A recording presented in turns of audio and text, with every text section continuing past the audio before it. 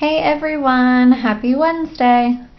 Today for reading, we're going to continue reading our story, Brave Girl. Just to review, we know this is a fiction text. This story is about a girl named Clara who works at a clothing or garment factory. She lives in New York City in 1909.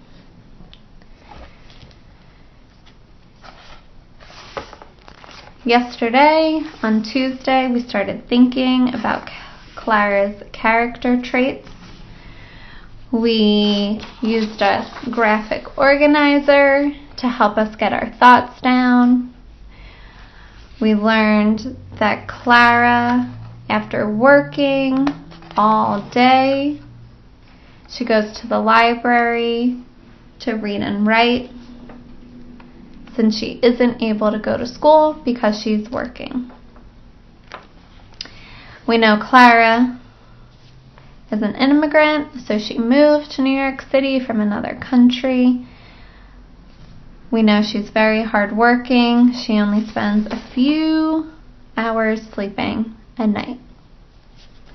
Today, as we're reading, we're going to continue to think about Clara's character traits, what her actions and what she says, and how that impacts who she is as a person. Let's keep reading. As the weeks grind by, Clara makes friends with the other factory girls. At lunch, they share stories and secrets as if they were in school where they belong. Clara smolders with anger, not just for herself, but for all the factory girls, working like slaves. This was not the America she'd imagined. The men at the factory tell her they've been trying to get the workers to team up in a union. Then they'd strike or refuse to work until the bosses treat them better. But the men don't think the ladies are tough enough. Not tough enough because they're girls? Oh, yes they are. Clara knows it. She'll show them. So we see this change. Clara's starting to become very angry that her and the other girls are working in such poor conditions instead of going to school. Thinking about what we read yesterday, we know there are about 300 girls working in a factory with only 2 toilets. Can you believe that? We know that they do not get paid as much as they should, and we know that they're treated unfairly. Also, I'm using the illustrations to realize all the bosses are men. But yet all the people working at the factory are girls.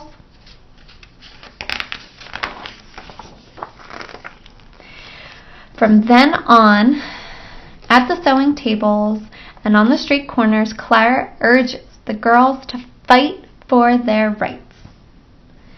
When the seamstresses are overworked, she says strike. When they're underpaid, she says strike.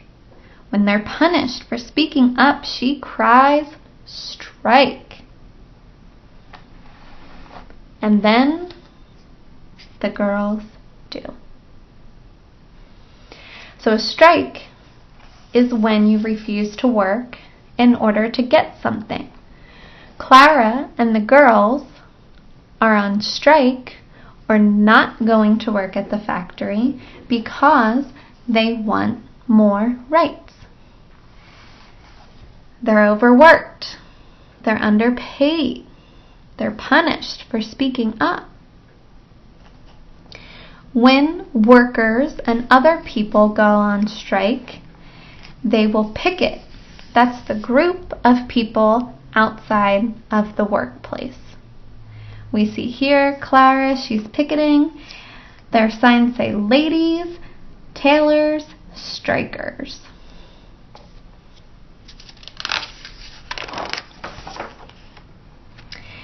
Each time Clara leads a walkout, which is when all the workers leave the factory and stop working. The bosses fire her. Each time she pickets or stands outside refusing to work, her life is in danger. The bosses hire men to beat her and the other strikers. The police arrest her 17 times. They break 6 of her ribs, but they can't break her spirit. It's shatterproof. Clara hides her bruises from her parents. A few days later, she's on the picket line again, and the other girls think, if she can do it, we can do it too. For weeks, the small strikes go on, but the bosses find other young women to do the work for the same low pay and long hours. So Clara is standing up for her and all the other girls at the factory. When they do go on strike and picket outside because they want better working conditions, they want more pay, they want more time at home with their families instead of working long days, she gets beat up. And the bosses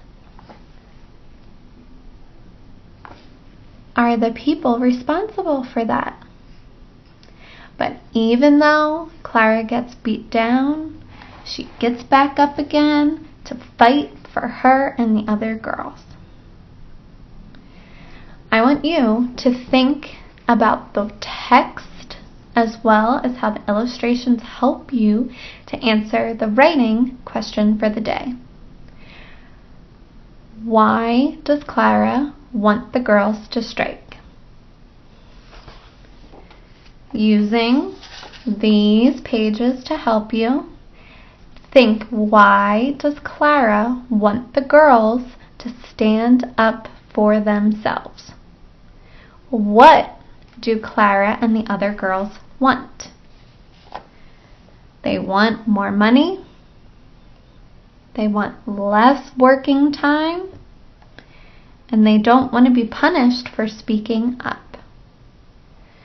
Use evidence from the text as well as how the pictures have helped you in order to write your paragraph for today. Either write your paragraph and send a picture to your teacher, or type up your paragraph and send it to your teacher. Thanks so much. See you tomorrow.